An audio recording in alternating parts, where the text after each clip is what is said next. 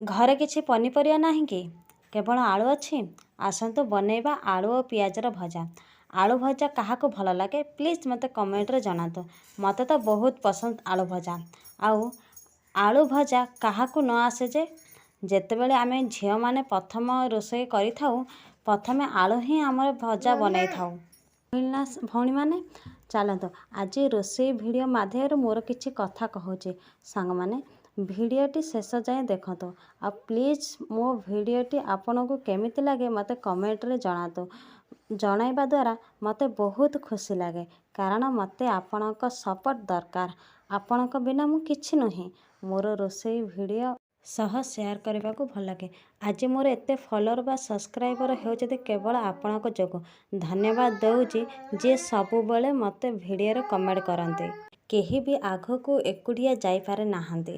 ଜଣେ ଅନ୍ୟ ଜଣଙ୍କୁ ସାହାଯ୍ୟ କରିବା ଦ୍ୱାରା ହିଁ ସେ ଆଗକୁ ଯାଇପାରନ୍ତି।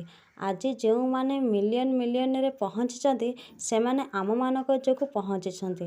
ଚାଲନ୍ତୁ ଏବେ ଆମେ ଜଣେ ଜଣଙ୍କୁ ସପୋର୍ଟ କରିବା।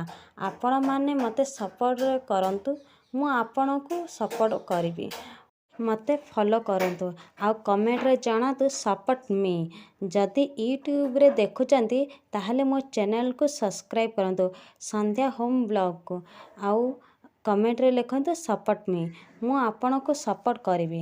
ଏମିତି କରିବା ଦ୍ୱାରା ମୋର ଯେତିକି ଫଲୋଅର୍ସ ଅଛନ୍ତି ଆପଣଙ୍କ ପ୍ରୋଫାଇଲକୁ ଯାଇ ଆପଣଙ୍କୁ ମଧ୍ୟ ଫଲୋ କରିଦେବେ। ଆଉ ଡେରି କରନ୍ତୁ ନାହିଁ, ଆଗକୁ ବଢ଼ନ୍ତୁ। ସଭିଏ ଆଗକୁ ଗଲେଣି, ଆମେ ହିଁ ପଛୁ। ହଁ ସାଙ୍ଗମାନେ, ଜଣେ ଜଣେ ସକ୍ସେସଫୁଲ୍ କ୍ରିଏଟର ହୋଇଗଲେଣି। ଆଉ କିଛି ଲୋକ କ୍ରିଏଟର ହେବାକୁ ଯାଉଛନ୍ତି। ଯଦି ଆପଣମାନେ ବି କ୍ରିଏଟର ହେବାକୁ ଚାହୁଁଛନ୍ତି ଆପଣଙ୍କ ଚ୍ୟାନେଲରେ ନିୟମିତ ଭାବେ ଚ୍ୟାନେଲ ଅପଲୋଡ଼ କରନ୍ତୁ। ହାର ମାନନ୍ତୁ ନାହିଁ।